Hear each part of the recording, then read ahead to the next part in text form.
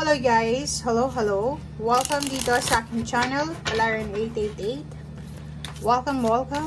Taurus, love and relationship reading para sa July until December 2024.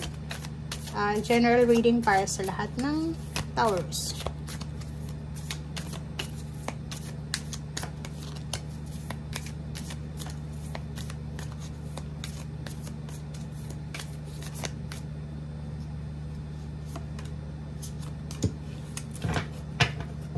Okay, Taurus. Meron ka ditong dalawang baraha and the Phoenix Rising. Wow. Ang nakikita ko sir dito, Taurus, it's either in a relationship ka, may asawa ka, may committed relationship ka, may partner ka. Pero, may isang tao dito na nagkakagusto sa'yo. May magkakagusto sa'yo dito, Taurus. And, posible ang taong ito is gusto kanyang mas makilala pa. Pero kilala ka na niya. 'Di ba? Siguro nakikita niya kung gaano ka kabait or gaano ka faithful sa relationship. And parang gusto niyang mas kilalanin ka. Pwedeng makatanggap ka ng mga messages, letters, emails, or call, or mga kwento na gusto kanyang makausap.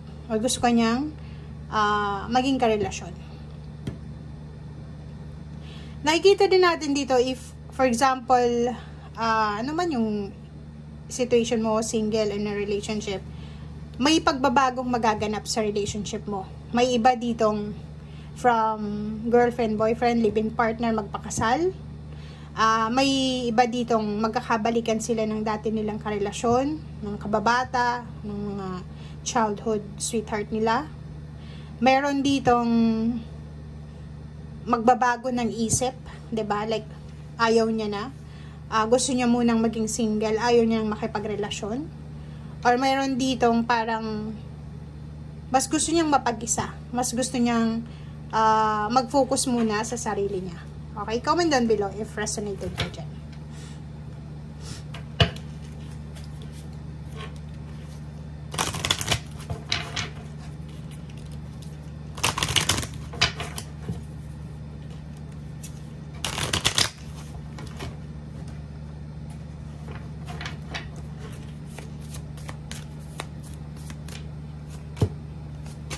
Okay.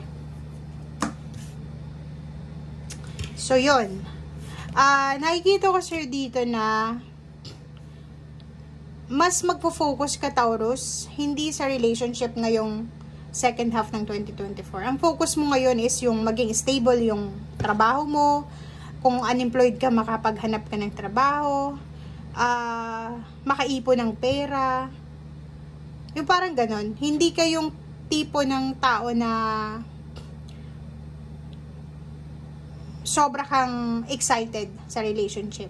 Pero, ang nakikita ko sa'yo dito, may isang tao dito na sobra siyang passionate. Sobra siyang kinikilig sa'yo. 'Di ba? Sobra siyang kinikilig. Sobra niyang, parang ikaw yung pinapangarap niya sa buhay niya na maging asawa, maging karelasyon. Yung makausap ka lang niya is, parang nasa langit na yung pakiramdam niya.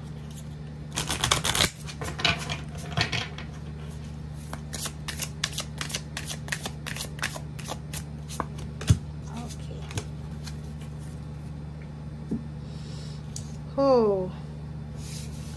So, yun. Taurus, mag-iingat ka ngayon na second half ng 2024 kasi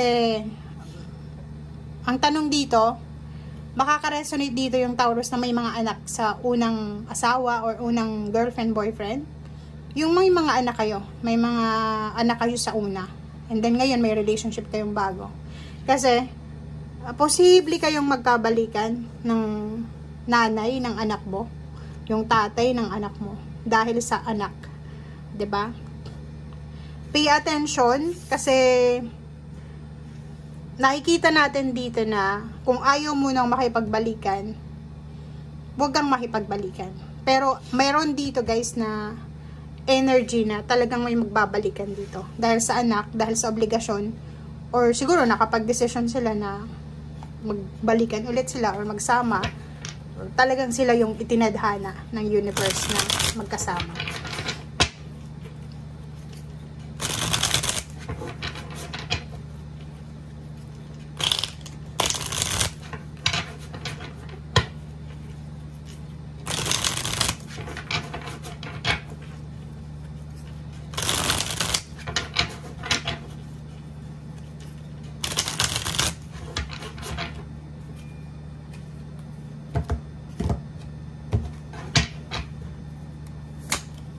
Okay, 5 of Swords. Nakikita ko sa'yo dito na marami kang pinagsisisihan sa nakaraan. Oh, tingnan mo. Marami kang pinagsisisihan sa nakaraan, lalo na dito sa dati mong relationship siguro. Siguro yung dati mong karelasyon is nasira yung relationship nyo dahil sa palagi kang nakikinig sa mga tao sa paligid mo, sa paninira or ganito ganyan. And this second half ng 2024, marirealize mo na marami kang sinayang, 'di ba? Marami kang sinayang sa past mo. And ang gusto mo sa ngayon is kung ano man itong decision making na gagawin mo sa ngayon, ay hindi ka na magsisisi. Parang kailangan mong pag-isipan ng 10 beses ang bawat desisyon kasi ayaw mo nang bumalik sa dati na nagsisisi ka or magsisisi ka. Ang gusto mo is maging masaya, stable, yung gusto mo yung relationship mo is like walang third party, magkaroon ng pamilya, ng anak, magandang buhay, parang ganun. Wala ka na doon sa sitwasyon na, anong tawag dito? Yung, may mga relationship kasi na hindi stable eh. Pwedeng na-experience mo yan, and sawang-sawa ka na doon. So, parang nakikita ko sa'yo dito na, kung magkakaroon ka ulit ng relationship, or kung talagang relationship itong hinahanap mo, ang gusto mo is makapagsimula ng fresh, makapagsimula ng stable talaga, yung gusto siya ng mga kapamilya mo, gusto ka rin ng kapamilya niya, makabuo kayo ng kahit simpleng pamilya, walang away, walang gulo, peaceful, and at the same time, walang nanloloko sa inyong dalawa. Yung pareho kayo ng nararamdaman sa bawat isa, and pareho nyong mahal ang bawat isa. Parang ganun. So, yung totoo talagang pag-ibig, yun yung gusto mo. Okay guys, so thank you for watching and see you again. Bye!